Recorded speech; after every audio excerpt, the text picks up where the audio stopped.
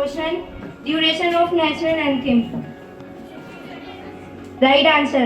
The answer is 52 seconds. First Nobel Prize in India. Right answer. The answer is Rabindranath Tagore.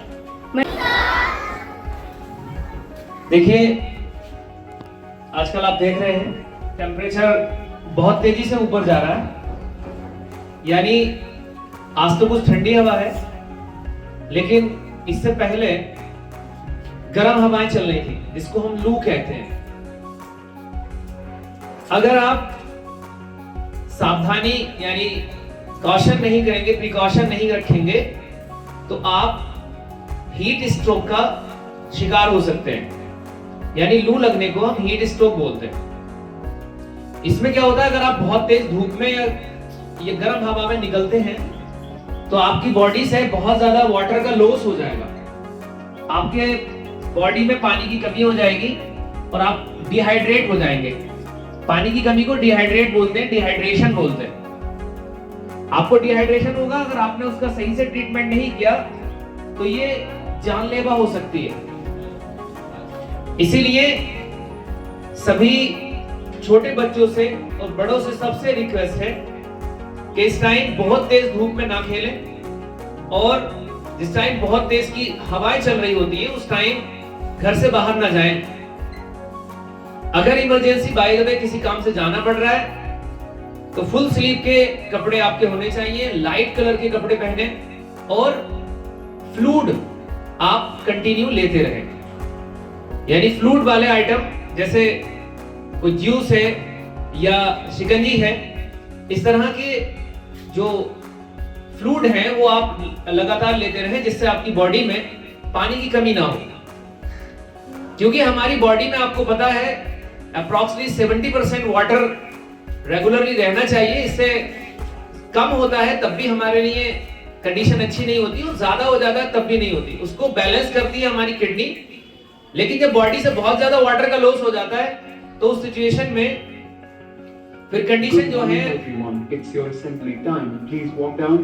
Request है कि तेज धूप से बचें और आप ऐसी चीजें लेते रहें खाने में जो आपको हाइड्रेट करती है। जैसे इस टाइम तरबूज है, खरबूज है, ककड़ी है, खीरा है। आपको ऐसी चीजें खानी है जो आपकी बॉडी में वाटर को बैलेंस करते रहे। ऐसी कोई मसालेदार, चटपटी या तली हुई चीजें कम खाएं जिससे आपकी बॉडी में पानी की कमी हो। अवॉइड करें तो बहुत अच्छा है। अब खाना भी अगर पड़ जाए तो बहुत कम अमाउंट में इसको लें।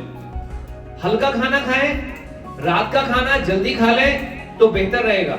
और लगातार पानी जो है थोड़े थोड़े इंटरवल के बाद, ऐसे नहीं कि हर 10 मिनट के बाद भी नहीं, हर 1 घंटे में, 1.5 घंटे में आप 1 या 2 गिलास पानी लेते रहें, जिससे आपकी बॉडी हाइड्रेट रहेगी और आपको पानी की कमी नहीं होगी और आप तमाम तरह की बीमारियों से बच सकते हैं। सेकेंड, इस टाइम गवर्नमेंट की तरफ से अब आने वाले टाइम में आपको पता है 1 महीने के बाद या 1.5 महीने के बाद बरसात का सीजन शुरू होगा, यानी रैनी सीजन स्टार्ट होगा। रैनी सीजन में बहुत सारी डिजीज हमारे इस एरिया में आती है, क्योंकि हम टेम्परेट रीजन में रहते हैं। यहाँ टेम्परेचर और नमी बहुत ज्यादा रहती है हमारे एरिया में, तो यहाँ तमाम तरह की बीमारियां, टेटनेस, पार्टुसिस और डिप्थीरिया, और भी जो मॉस्किटो से होने वाली डिजीज है, मलेरिया, डेंगू, तमाम तरह की बीमारियां आने वाले टाइम में हमारे यहाँ फैलेंगी। तो उससे बचने के लिए हमें अभी से इंतजाम करने हैं। अभी से हम कोशिश करें कि हम उन बीमारियों से बचें।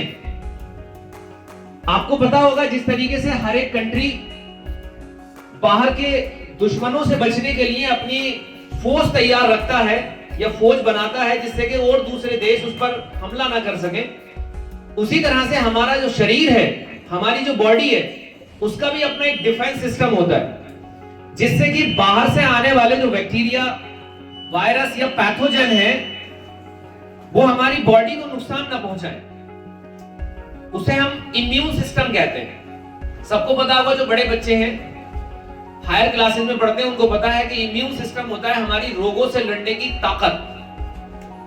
उसको बूस्ट करने के लिए वैक्सीनेशन होता है। बिल्कुल आपने देखा होगा, छोटे बच्चों से ही गवर्नमेंट की तरफ से टीके लगाए जाते हैं, बच्चों को वैक्सीन दी जाती है जिससे कि उनका इम्यून सिस्टम बूस्ट हो और उनकी रोगों से लड़ने की जो ताकत है वो बढ़ जाए। तो हमारे इस टाइम आपको ध्यान रखना है कि गांव में कोई भी वैक्सीनेशन होता है, छोटे बच्चों को एएनएम वैक्सीन देने आती है, तो आपको अपने फैमिली में जो भी बच्चे हैं उनको वैक्सीन जरूर लगवाना चाहिए। वैक्सीन लगने से क्या होता है, ठीक वैसे ही जैसे हर एक कंट्री अपने लिए फोर्स तैयार करता है जिससे कोई देश उस पर हमला ना कर सके, ऐसे हमारे शरीर भी अपने लिए एंटीबॉडी तैयार करता है जिससे कोई वायरस बैक्टीरिया बॉडी में अटैक ना कर सके।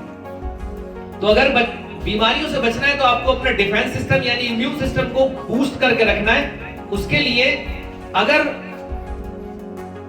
कुछ बच्चों ने वैक्सीन ले रखी होंगी, लेकिन अगर कभी वैक्सीन की जरूरत पड़े तो वैक्सीन को हमेशा लगवाना चाहिए, क्योंकि वैक्सीन लगवाने से हमारी बॉडी की इम्यून सिस्टम जो है वो बूस्ट होता है और हम तमाम तरह की बीमारियों से बचे रहते हैं। तो अवेयर करें, अपनी फैमिली में, अपने आसपास लोगों को भी समझाएं। अगर कोई वैक्सीनेशन का प्रोग्राम कहीं होता है या एएनएम कोई वैक्सीन देने के लिए आती है तो लोगों को अवेयर करें कि आप वैक्सीन लगवाएं बच्चों को। और जो बच्चे छोटे हैं उनको भी नहीं डरना चाहिए, वैक्सीन लगवानी चाहिए जिससे कि उनकी बॉडी का इम्यून सिस्टम स्ट्रॉन्ग हो और वो बीमारियों से बचे रहें। Thank you, have a nice day. Attention.